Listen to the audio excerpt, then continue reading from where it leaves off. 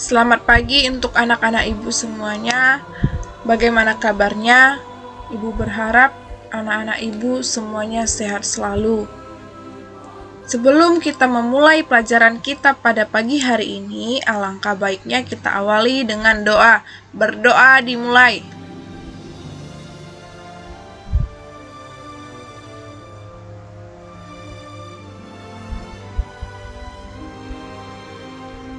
Berdoa selesai.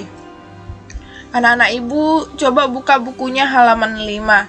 Nah, itu mengenai makna Pancasila sebagai dasar negara dan pandangan hidup. Sudah dibuka bukunya?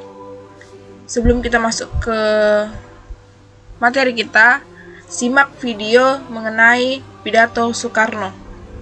Malam itu aku menggali di dalam ingatanku, menggali di dalam ciptaku, menggali di dalam khayalku, apa yang terpendam di dalam bumi Indonesia ini, agar supaya sebagai hasil dari penggalian itu dapat dipakainya sebagai dasar daripada negara Indonesia merdeka yang akan datang.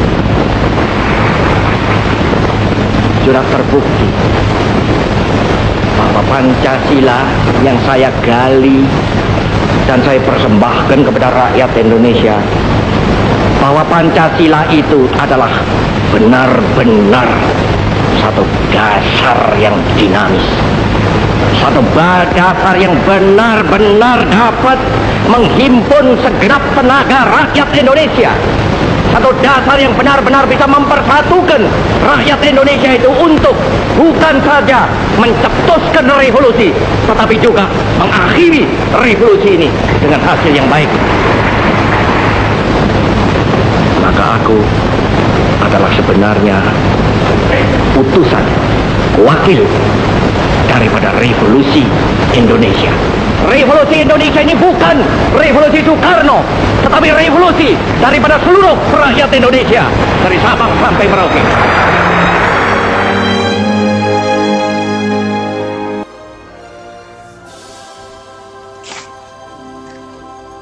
Lanjut, makna Pancasila sebagai dasar dan pandangan hidup bangsa. Ini ada dua yang akan kita kaji. Pertama, mengenai dasar negara, kemudian pandangan.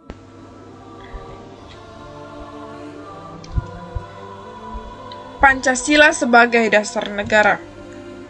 Pancasila sebagai dasar negara atau fondasi negara berupa ciri,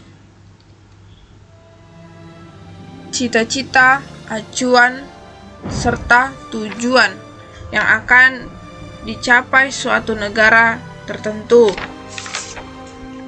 Nah, fungsinya apa? Fungsi dari Pancasila mengatur penyelenggaraan pemerintahan negara. Paham sampai di sini anak-anak? Nah, rumusan Pancasila yang terdapat dalam alinea keempat pembukaan Undang-Undang Dasar Negara Republik Indonesia secara yuridis konstitusional itu sah dan berlaku dengan mengikat seluruh lembaga negara, lembaga masyarakat, dan setiap warga tanpa terkecuali. Oke. Pancasila disebut juga itu sebagai dasar falsafah suatu negara. Nah, paham sampai di sini? Baiklah, kita akan lanjut materi kita itu. Tadi kan sebagai dasar negara, sekarang pandangan hidup. Nah, kalau bicara pandangan hidup berarti itu bagaimana prosesnya, tingkah lakunya atau tingkah laku dalam suatu kehidupan. Pancasila dijadikan pedoman dalam bertingkah laku dalam suatu kehidupan masyarakat dan bernegara. Jadi, perbedaannya itu untuk anak-anak, Pancasila sebagai dasar negara berarti Pancasila dijadikan dasar dalam penyelenggaraan negara atau fondasi. Nah, Pancasila dijadikan pedoman dalam hidup.